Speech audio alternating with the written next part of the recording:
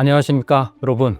루트 컨설팅에서는 작년부터 매달 리더십을 충전해 드리는 시간을 갖고 있습니다. 저는 충전을 시켜드릴 토니 김태균입니다. 자, 여러분, 오늘 모신 분은 서울 아산병원의 김정혁 교수님을 모셨습니다. 안녕하세요, 김정혁입니다. 교수님을 함부로 모실 분은 아닌데 이렇게 시간 내주셔서 진심으로 감사드립니다. 예, 오래전부터 말씀을 하셨고 저 저녁에 비교적 한가합니다. 예. 저는 사실 오늘 교수님이 훌륭한 의사 선생님이시기도 하지만 다른 이유 때문에 모셨거든요. 교수님이 어떤 인생 여정을 해오셨는지 간략하게 소개 좀 부탁드리겠습니다. 저는 평범하다면 평범하고 그렇지 않다면 그렇지 않을 수 있는데 저는 부모님이 다 초등학교 선생님이셨어요. 모든 부모님들이 그때 다 그러셨듯이 교육에 굉장히 관심이 많으셨고 그럼에도 불구하고 제가 초등학교 때는 그렇게 아주 공부를 잘하는 편이 아니었습니다. 하나 고백을 드리자면 제가 초등학교 3학년 때로 기억을 하는데 성적표가 올미를 마신 적이 있었어요. 올미면 지금 이제 올시잖아요. 네. 우도 하나 없고 양도 하나 없는 고등학생이 되면서 그때부터 좀 공부를 잘했던 것 같아요. 네. 뭔가 그때는 꿈이 생겨서 그렇다고 그럴까?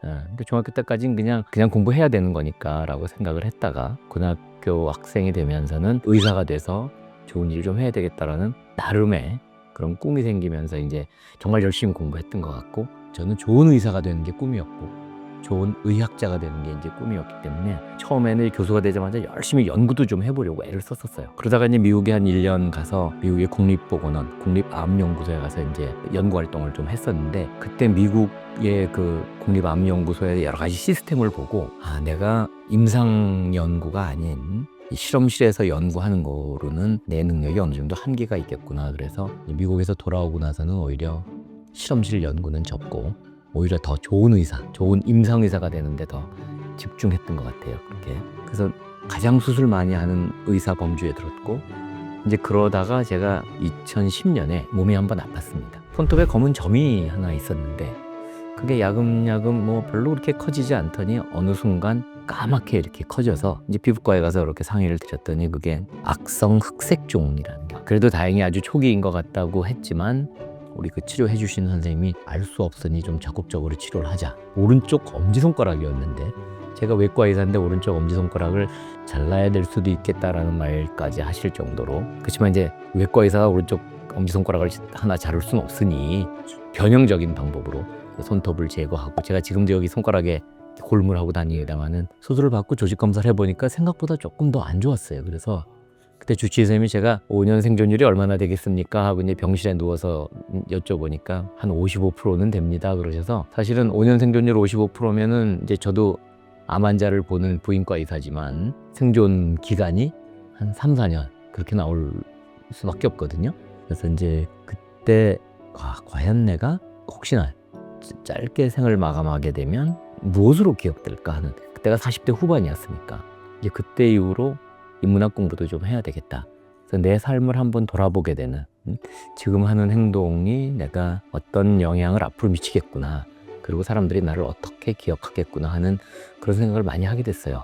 그때는 이제 환자를 열심히 봐서 내가 기여하는 것보다 뭔가 다른 것으로 병원의 보직도 좀 열심히 하고 또 그다음에 제가 경험하고 느꼈던 거를 다른 사람들한테 강의도 하고 그런 식으로 좀 많이 알려드리는 것 이제 그걸 통해서 내 삶의 의미를 찾는 그런 생각을 많이 하게 됐던 것 같아요. 그래서 저한테는 그 인생의 큰 전환점이 죽음을 정말 크게 생각했다는 것 그게 굉장히 중요했던 것 같습니다.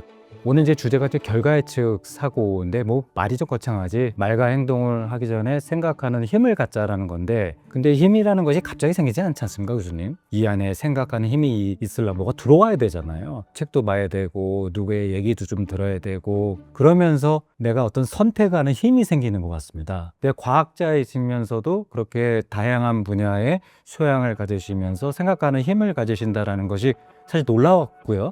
그래서 오늘 제가 교야측 사고의 교수님을 좀 모시게 됐습니다. 제가 다른 시간에서는 그냥 이렇게 좀 대화를 나눴다면 오늘은 교수님 강연을 좀 듣고 싶어서 제가 이제 미리 좀 부탁을 좀 드렸죠. 우리 김정혁 교수님의 삶에서 우리 사고와 행동하고 말과 선택하는데 힘이 되실 수 있는 교수님의 이제 메시지를 한번 들어보겠습니다. 부탁드리겠습니다, 교수님. 오늘은 행복한 리더라는 제목으로 한번 말씀을 드려보겠습니다. 사실은 제가 제 삶을 관통하는 나는 무엇으로 기억될 것인가 제가 아팠을 때 생각했던 겁니다. 피터 드러커 교수님의 스승인 필리그러 신부님이 하신 말씀이래요. 그때 이제 15살 정도 된 학생들 앞에서 무엇으로 기억될 것인가라는 화두를 던져주시고 지금 대답하지 못해도 괜찮은데 50살이 되어서도 대답 못하면 삶을 낭비했다는 거다. 그래서 제가 한번 그렇게 아프고 그랬기 때문에 인생에서 가장 뭐가 중요할까 하는 생각도 해보게 됐고 무엇으로 기억될 것인가에 대해서 그러면 내가 살던 거에 좀 달라져야 되겠다.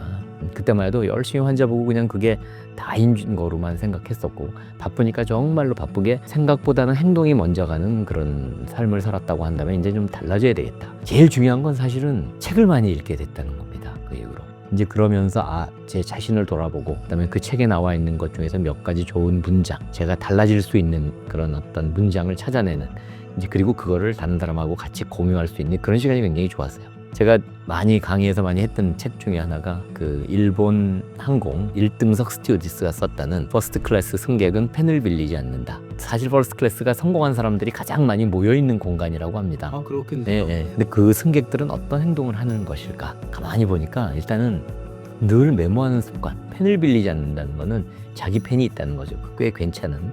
그때 이후로 저도 항상 좋은 펜을 가지고 다닙니다. 그래서 그리고 1등석에서는 역사책과 위인전을 많이 본답니다.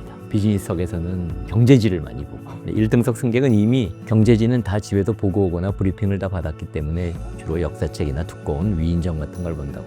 그 다음에 항상 사람들과의 관계, 특히 이제 승무원들한테도 그 예의를 잘 지킨다. 그 다음에 이제 이게 대부분 1등석 승객들이 아는 게 많아서 옆에 있는 사람, 같이 온 사람들 또는 잘 모르는 분하고도 어찌 하다 보면 그 대화의 기술이 굉장히 좋더라. 리더십이라는 거는 사람을 통해서 조직의 목표를 달성하는 것.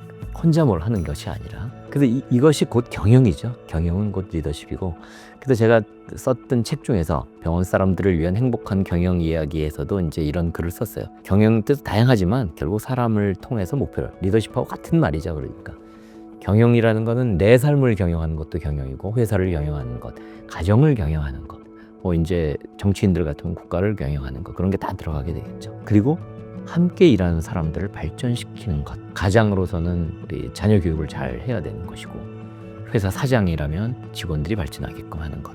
그게 이제 경영이고 그게 리더십이다. 리더의 임무가 뭘까? 리더는 분위기를 만드는 사람이다. 리더가 탁 나타나면 분위기가 좋아지는 사람이 있고 리더가 사장님이 오시면 분위기가 썰렁해지는 그런 조직이 있지 않습니까? 리더의 다른 말. 리더하고 보스를 좀 혼용해서 쓰기도 하는데 저런 그림에서 보면 보스는 뒤에서 지시하는 사람 이래라 저래라 리더는 앞에서 이렇게 같이 하자 그런 사람이고 그 다음 말이 저는 참 좋아요. 보스가 나타나면 숙제가 생겨 리더가 나타나면 문제가 해결된다. 이제 저 같으면 이제 의사니까 병동에 어떤 사고가 생겼다 환자가 안 좋아졌다든지 무슨 문제가 생겼을 때 우리 과장님이 나타나면 우린 다 죽었다 이제 환자가 이렇게 안 좋아졌으니 그렇게 생각하면 그런 분은 보스고 그분이 오시면 문제가 해결이 될 거야 그렇게 생각한다면 그분은 리더다. 사실 언어가 굉장히 중요해. 보스는 명령 쪽 가라 리더는 가자 보스는 나라는 말을 쓰고 나는 말이야. 그렇지만 리더는 늘 우리. 그 다음 말이 또 저는 참 좋아해요. 보스는 어떤 일이 생기면 누구냐? 이거는 보스 스타일의 이야기고 리더는 왜 이런 일이 생겼을까? 우리가 이런 일이 안 일어나게 하려면 누가 잘못한 게 아니라 우리가 어떤 시스템을 만들어서 무엇이 우리가 이렇게 잘못되어 있을까?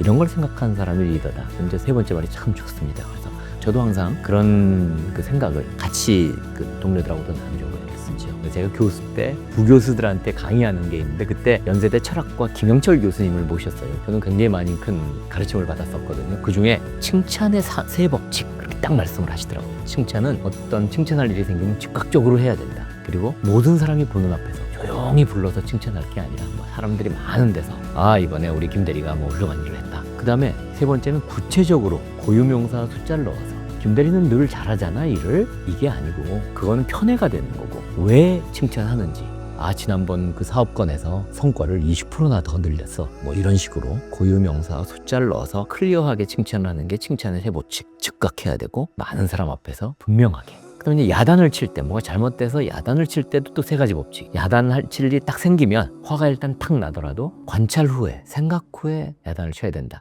저때 생각하는 게 그렇대요. 내가 저 친구한테 명확한 지시를 했는지. 우리 같으면 이제 환자 잘 봐줘 이건지 저 환자가 혈압이 높고 뭐 어쩌고 그러니까 뭐를 항상 잘 관찰해라. 이렇게 구체적 지시를 했는지 그리고 그거를 할 만한 시간을 주었는지 그만한 충분한 교육을 했는지 뭐 그런 거를 좀 생각해 보면 야단 칠 일이 거의 없더라고요. 병원에서도 생각해 보면. 그리고 뭐 최소한 하루 정도를 묵혀라. 야단을 치기 전에 하루가 도저히 못 참겠으면 15분이라도 참아봐라. 반응이 오자마자 바로 분노를 표출한 그렇게 가지 말자. 그 다음에 따로 불러서 사람들 많은 데서 큰 소리로 야단치지 말고 조용히 불러서 야단은 조용히 불러다. 특히 하급자 앞에서 중간 관리자를 야단치는 건 아주 안 좋죠. 그러니까 조용히 불러서 해야 되고 중요한 건 짧게 하고 한 번에 딱 끝내야지. 한참 야단치고 나서 또 뒤돌아서서 생각할수록 화가 나 그냥. 그러면서 그렇게 또 야단치지 말라는 거죠. 그래서 결과 예측 사고를 한 번 한 다음 따로 불러서 해야 되고 짧게 하는 것. 뭐 이 정도 할까요? 아유, 감사합니다. 예, 우리 저 김정익 교수님이 저보다 거의 10살 형님이십니다. 근데 누가 보면 제가 형으로 알아가지고 아이 그건 그러니까 아니고요. 그렇게 살아오셨기 때문에 얼굴에도 그렇게 쓰여 있는 것 같아요. 그 참 어른들 말씀이 나이 든 사람은 그 얼굴에 삶의 역사가 보인다고 하잖아요. 이렇게 교수님 뵐 때마다 그런 배움을 많이 얻습니다. 교수님 오늘 이렇게 와주셔서 감사드리고요. 이렇게 해서 김정익 교수님과 리더십 충전하는 세미나 세 번째 결과 예측 사고를 했습니다. 자 여러분 시청해 주셔서 감사합니다. 안녕히 가십시오. 예, 감사합니다. 교수님 감사합니다. 예, 감사합니다. 네.